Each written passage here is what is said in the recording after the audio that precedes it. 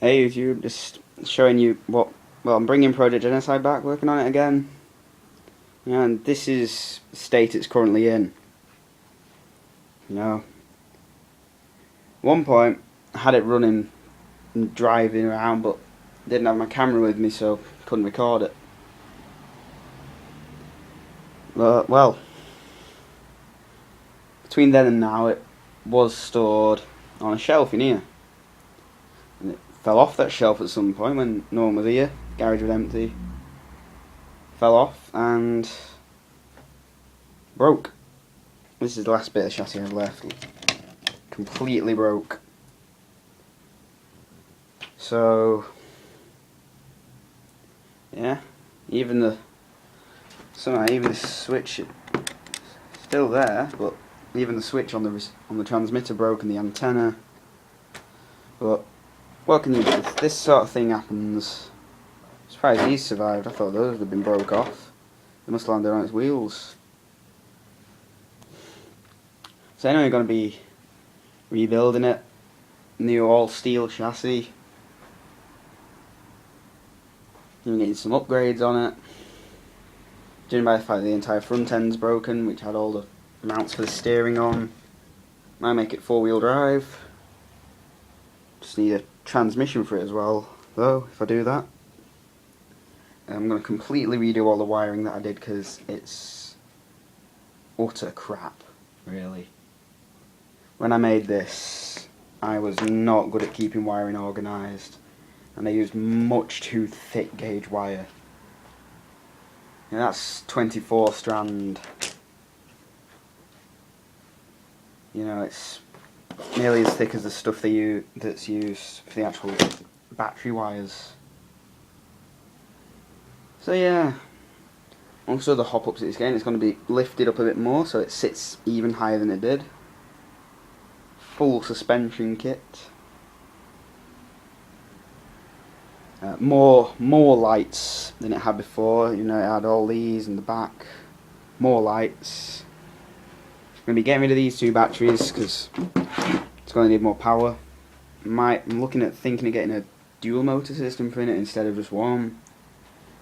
I'm going to get much more battery power than these two 1800 mAh NiCads.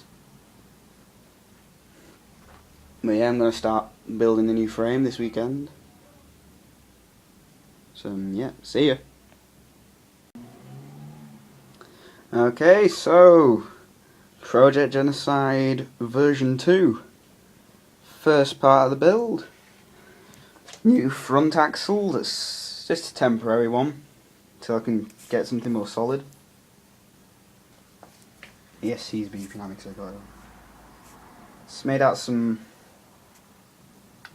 really cheap MDF I had lying around. Put it together and managed to keep the original axle. Mounted the servo one, got a rod.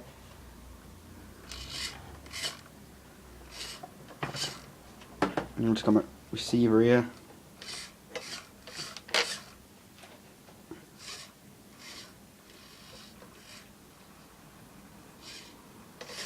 A lot of slop in it still. Just wanted to get it built so I could test it.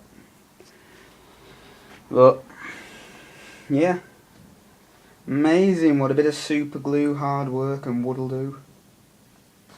You know, need to fettle it and get it working nicely, and then I might start building the new chassis. See you then.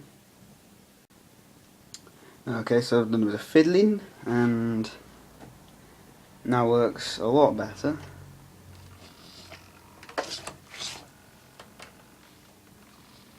Yeah, pretty tight steering now. Excuse me, I'm possibly the worst cameraman in the world. You know, get decent lock on now.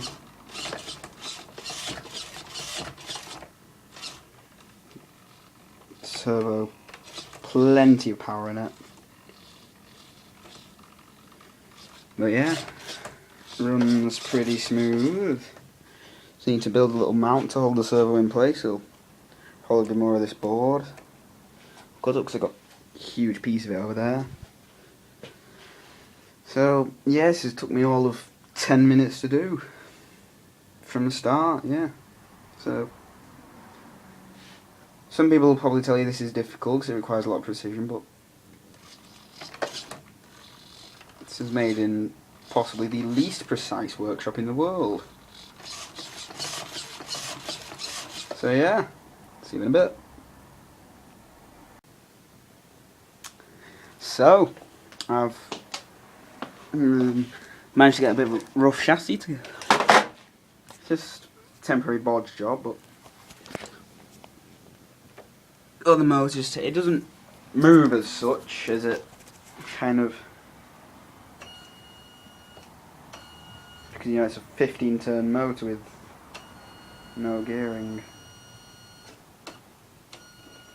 Up, and of course,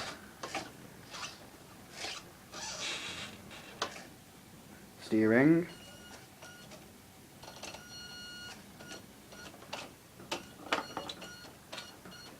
Yeah, it's not moving because of a mix of not having a strong enough motor, a chassis that bends in the middle, and batteries that are half dead. But the steering works. As you can probably tell, the back end is very wide on this thing. You know, it's wider than the body shell, whereas normally it's still, the body shell won't fit between it, but now at the back it's, I mean, looks pretty good though. Could leave it like this. Looks mean, but now I want something tall that looks menacing. So yeah, see ya. So, got the chassis all fixed together. Just resting on a brush at this end. It's roughly how she sits. Rear axle. It's beautiful. I mean, this is still, I've not had time to fasten the suspension on yet. But other than that, it's £1,000,000 to get the body.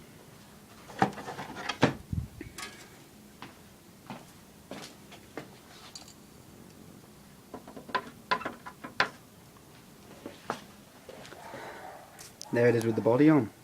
Barely noticed the chassis. But that looks nice. And that drive shaft right down the middle. You know, anything that's going to be going off up here to the transmission, right up at the front. You know. Front needs to be raised up a little bit, like that. So, body mounts, the front axle mounts are going to be the next step. To some temporary ones. Because I'm going to get a proper, that one's fine, but I'm going to get a proper front axle.